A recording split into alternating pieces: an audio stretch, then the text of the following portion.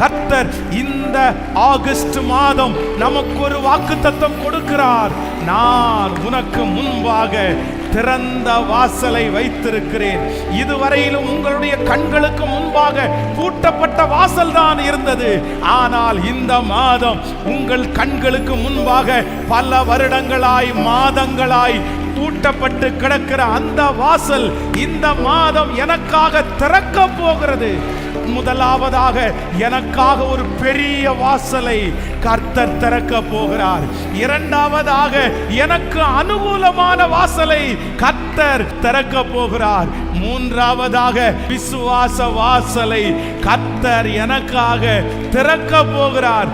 நான்காவதாக கர்த்தராலே எனக்கு ஒரு வாசல் இந்த மாதம் திறக்க போகிறது. இதுவரையிலையும் எதிர்ப்பா இருந்த இடத்திலே இந்த மாதம் எனக்கு சாதகமான ஒரு வாசல் திறக்க போகிறது. இதுவரையிலும் சின்ன சின்ன வாசல்களை பார்த்த நான் சீக்கிரத்திலே ஒரு பெரிய வாசலை நான் பார்க்க போகிறேன். இதுவரையிலையும் பாதி நம்பிக்கை இல்லை என்ற எனக்கு ஒரு விசுவாச வாசல் திறக்க போகிறது. இதுவரைக்கும் மனிதர்கள் அடைத்த வாசல், மனிதர்களால் திறக்க முடியாமல் இருக்கிற வாசல், இந்த மாதம் கர்த்தரே எனக்காக வாசல்களை திறக்க போகிறார்.